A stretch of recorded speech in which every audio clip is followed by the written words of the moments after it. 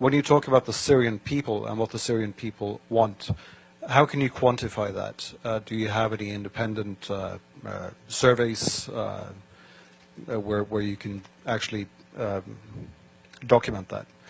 And secondly, you talk about the corporate media, the Western media, the lies, and all of this. Could you explain what you think might be the agenda from us in the Western media, and why we should lie, why the international organizations on the ground should lie, why we shouldn't believe all these absolutely documentable facts that we see from the ground, these hospitals being bombed, these civilians who are talking about the atrocities that they have been experiencing. How can you justify calling all of us liars? Sure. Thank you. I mean, there are certainly honest journalists amongst the very compromised establishment media. Let's start with your second question. So, international organizations on the ground. Tell me which ones are on the ground in eastern Aleppo. Yeah, okay, I'll tell you, there are none. There are none. These organizations are relying on the Syrian Observatory for Human Rights, which is based in Coventry, UK, and which is one man. They're relying on compromised groups like the White Helmets, which, let's talk about the White Helmets. The White Helmets were founded in 2013 by a British ex-military officer. They have been funded to the tune of $100 million by the US, UK, and Europe, and other states. They purport to be rescuing civilians in eastern Aleppo and Idlib, yet no one in eastern Aleppo has heard of them. And I say no one, bearing in mind that now 95% of these areas of eastern Aleppo are liberated.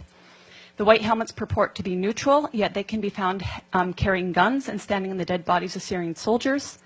And their video footage actually contains children that have been recycled in different reports. So you can find a girl named Aya who turns up in a report in month, say, August, and she turns up in the next month in 2 different locations. So they are not credible. The SOHR is not credible.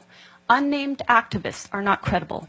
Once or twice, maybe, but every time, not credible. So your sources on the ground, you don't have them.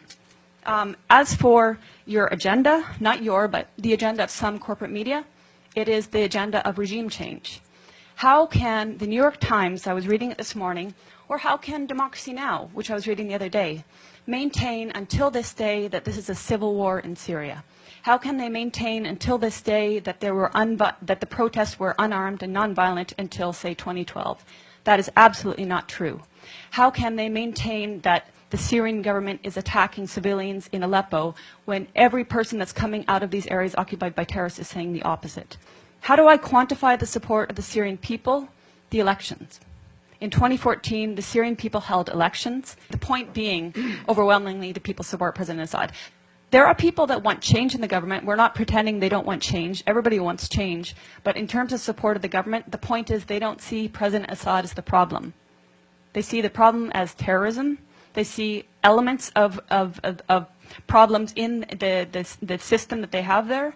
But President Assad, they don't see as the problem. They actually overwhelmingly support him. So I'm basing it on their choice in their leader, and I'm basing it on my interactions with people in Syria.